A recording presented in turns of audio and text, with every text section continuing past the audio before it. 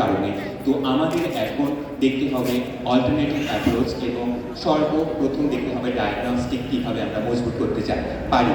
আমরা AMRকে দায়ী করছি মূলত ইনঅ্যাপ্রোপ্রিয়েট এবং ইমপ্রপার ডায়াগনস্টিক এবং ইমপ্রপার ডোজিং অফ অ্যান্টিবায়োটিক। তো এই ক্ষেত্রে আমরা যে সলিউশন এনেছি সেই সলিউশনটা antimicrobial resistance test kit preparation, যেটা আমরা খুবই অল্প সময়ে প্রিপেয়ার করতে পারবো। বেসিক্যালি টেস্টে আমরা যদি ডিফারেন্সিয়েশন দেখতে চাই আর রামস কিট বেনিফিট এবং যে এক্সিস্টিং যে টেস্টগুলো করা হয় কালচার সেন্সিটিভিটি টেস্ট, সেটার লিমিটেশন। আমাদের রামস কিটের ক্ষেত্রে সময় কম লাগবে, 8 থেকে 12 আওয়ার্স, এবং তুলনামূলক কালচার সেন্সিটিভিটি টেস্টে খুব বেশি সময় লাগে 48 আওয়ার্স টু 72 আওয়ার্স, যার মানে 2 থেকে 3 দিন, যেটা খুবই বেশি সময় লাগে ট্রিটমেন্ট ডিলের ক্ষেত্রে কোনো একটা ইনফেকশাস কেসে। এবং লো কস্ট, যেটা $2 থেকে $3 আমরা যে ডিজাইন করছি সেটা আমরা রাখার চেষ্টা করব। এবং কালচার সেন্সিটিভিটি টেস্টের ক্ষেত্রে $15 থেকে $20 খরচ হয়। আমাদের যে মডিউলেটেড ডিজাইন, এই ডিজাইনের ফলে আমরা র্যাপিড ডিজিজ ডায়াগনোসিস করতে পারবো এবং খুব দ্রুত ট্রিটমেন্টে আসতে পারবো, যেটা কালচার সেন্সিটিভিটি টেস্টের ক্ষেত্রে অনেক সময় ক্রস কন্টামিনেশনের সুযোগ থাকে।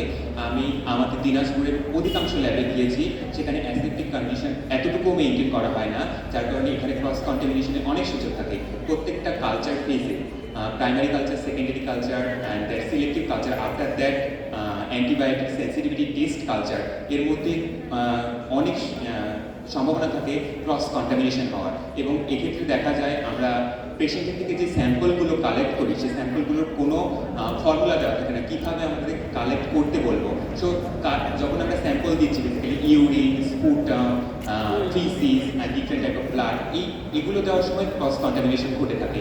তো আমাদের যে টেস্ট কিট থাকবে, সেই টেস্ট কিটে এটা সম্ভাবনা থাকবে না, এবং আমরা প্রত্যেকটা ক্ষেত্রে স্যাম্পল কালেক্টের নির্দিষ্ট নমুনা প্রোভাইড করে থাকবো। আমি একটা ডিজাইন প্রিপেয়ার করেছি, যে ডিজাইনটা নিয়ে আমি সামনের দিকে আগাতে চাচ্ছি, যেটা অ্যান্টিমাইক্রোবিয়াল সেন্সিটিভিটি টেস্ট কিট। এখানে 6টা অ্যাপার্টমেন্ট রয়েছে, অ্যারোবিক এবং অ্যানারোবিক।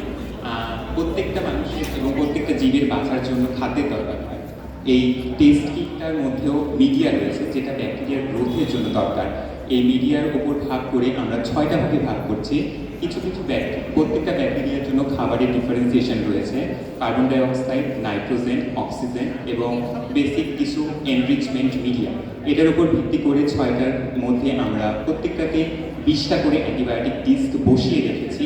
যদি আমরা স্যাম্পল কালেক্টের পর একটা প্রপার ডাইলিউশন করে এখানে ইনোকুলেট করতে পারি, তাহলে এটা একটা তারপর এটাকে আমরা ইনকিউবেটরে রাখার পর একটা নির্দিষ্ট সার্টেন টাইম পর এটা কালার চেঞ্জের মাধ্যমে দেখাবে কোন অ্যান্টিবায়োটিক রেজিস্ট্যান্স এবং কোন অ্যান্টিবায়োটিক সেন্সিটিভ।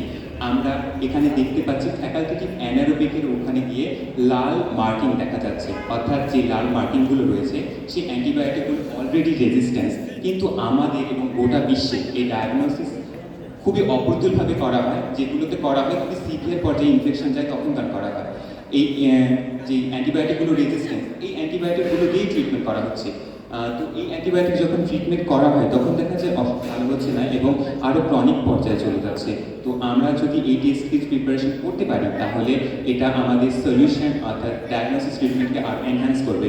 এক্সিস্টিং আরও 2টা মডিউলেটেড কিট বাজারে আছে, কিন্তু এগুলো সফিস্টিকেটেড প্রিপারেশন আরও দরকার এবং এটার ভ্যালু অ্যাড আরও বেশি প্রাইসিং। আমরা এখানে দেখিয়েছি কিভাবে আমরা স্যাম্পল প্রিপারেশন করব। এটার জন্য আমরা ডাইলিউশন মিডিয়া ইউজ করছি।